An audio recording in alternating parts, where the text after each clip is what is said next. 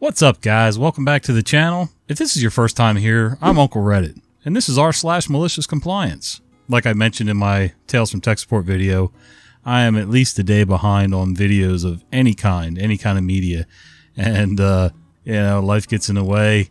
If you haven't checked out the Tales from Tech Support channel, I'm going to try to put a link to that down in the description box if my little pea brain can remember. All right, let's get to it. You're destroying my lawn. I lived next door to a couple of high-functioning alcoholics, living in a pretty big villa. Their screaming matches at night were legendary.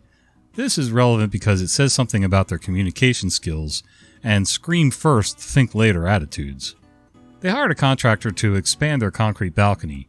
2 concrete columns were already constructed when they were putting in the beam. During or shortly after the pouring of the beam, the lady of the house wakes up hungover, and at some point she realizes that there are 2 jack posts that are holding up the beam while it's drying. Those were on some heavy footers that were on the grass lawn. So the yelling starts. How dare they destroy your grass like that? Get those jack posts out of there immediately. A discussion ensues and the contractor makes her sign something before removing the jack posts and the footings.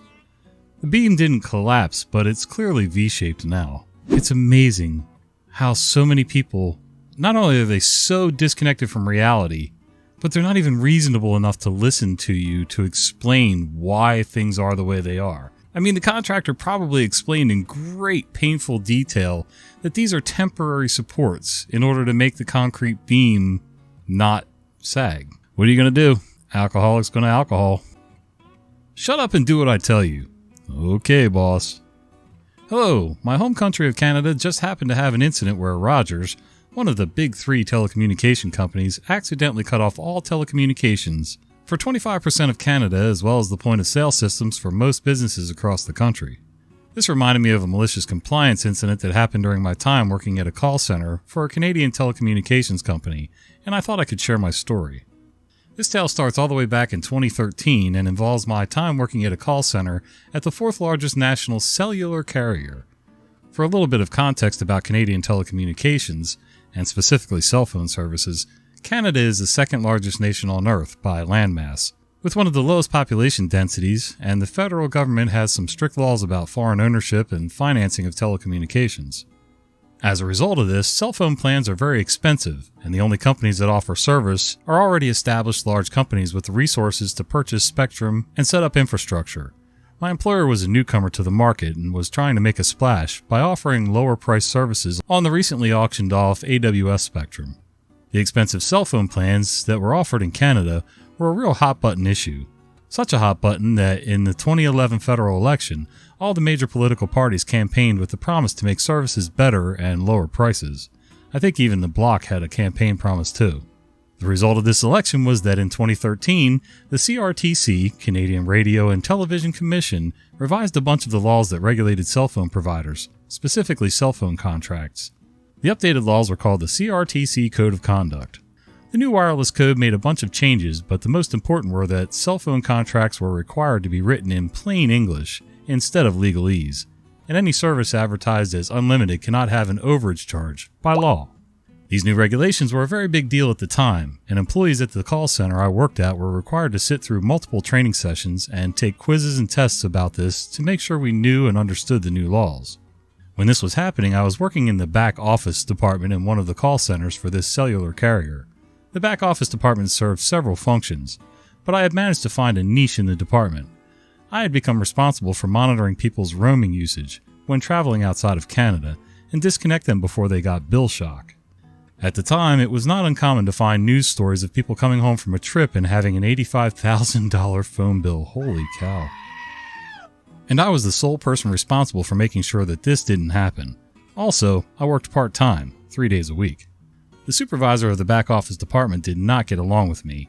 He would constantly harass me. I was previously in the technical support department, where he was the supervisor when the harassment began. I eventually became frustrated with the way I was being treated and transferred away from technical support to back office so that I could escape from the abuse I was receiving.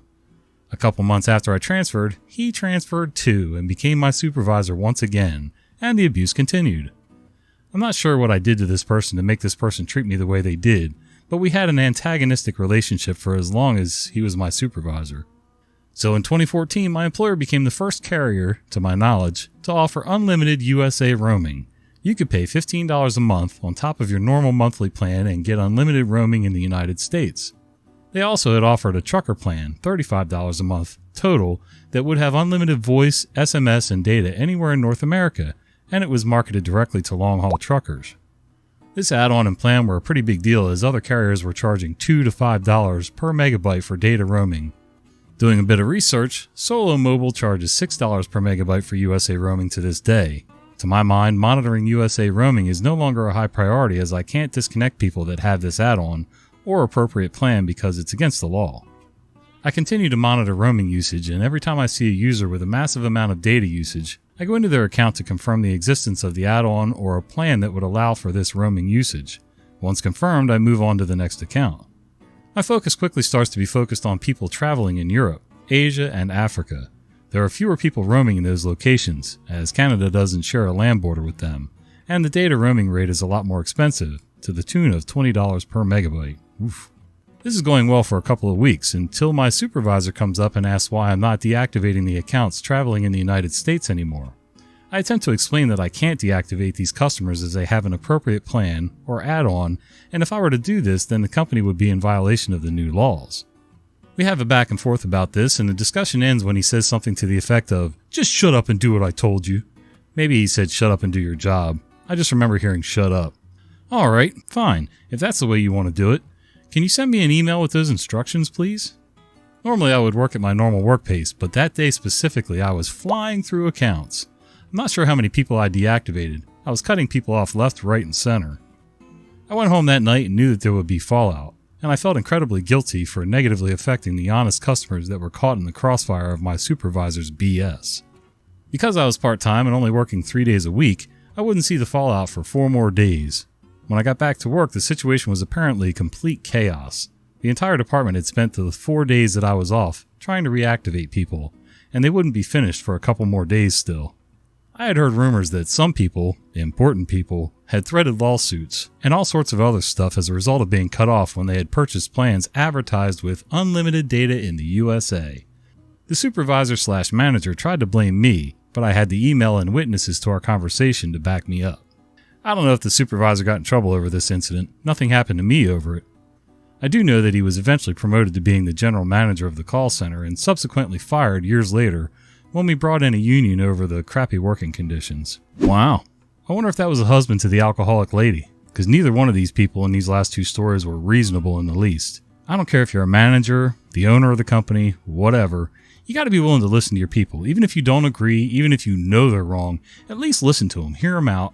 And, sometimes we're actually right. Eat your fruit. Backstory. My mom has a warped sense of humor, which is where I got mine from. This is only one of many stories of her humor. I asked for a wok for Christmas one year. She was visiting me during Christmas and gave me a super small wok. I asked, "Hey Mom, any chance I could get a wok one size bigger? We have one that size now and it's a bit too small." Mom, "Sure." A week later, my new giant wok arrived. It's the size used in Chinese restaurants. My roommate at the time, "Did you ask her for the biggest thing she could find?" I replied, "No, I asked for one size bigger, and this is her version of one size bigger." My mom's response? "Well, it's bigger, isn't it?" Cast, my mom. AH, a-hole of a stepfather, and then me. Story. For supper one night, Mom made hamburgers, fries, and peaches for dessert. After I finished my burger and fries, I grabbed some more fries. Mom, to me, "Eat a bit of your fruit before eating those fries." So I grabbed a spoon and scooped up ketchup and ate it, then started eating my fries. AH in a scolding tone, "What the hell are you doing?" Mom through gritted teeth, "He did exactly what I told him to do. He ate a bit of fruit." AH has a puzzled look on his face. I respond, "Tomato's a fruit, not a vegetable, so I ate a spoonful of fruit like I was told." AH started laughing. "Well, he did do what you told him to." Mom with a frustrated look, "Now eat your peaches. Who taught you to be a smartass?" I look at Mom and replied, "Gee, I wonder." Yup. You gotta watch how you talk to kids.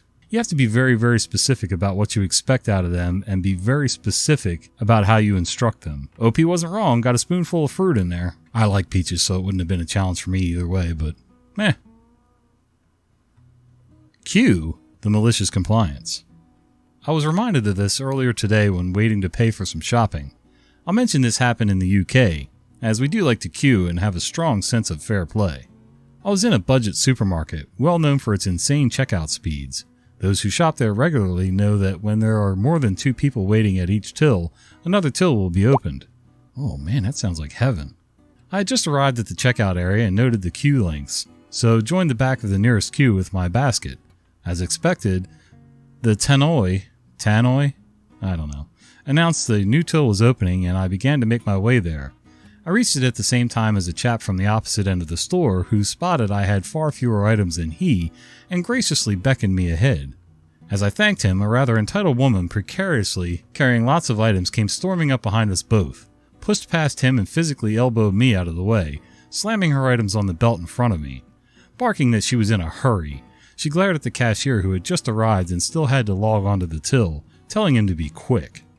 The cashier, the chap behind me, and I exchanged glances but decided not to make a fuss. Clearly the cashier wasn't moving fast enough for her, so she started fishing around in her purse to get her payment ready. Unfortunately, it was a case of too much haste and she ended up with coins falling through her fingers and rolling around the floor. This, she felt, was the cashier's fault for not pushing the items along fast enough and wasted few words in telling him so. But what she didn't notice while doing so is that one of the pound coins rolled quite close to me. I saw it and the chap behind saw it, but neither of us felt the urge to mention it. In fact, I now had a decision to make. I didn't want to help her by telling her, but keeping the coin would be stealing. Then it occurred to me what to do. I moved my foot in front so the coin was now completely hidden from her sight. I waited a couple minutes like this and watched her pay and put her purse away. The chap behind me caught my eye and frowned, but I smiled innocently.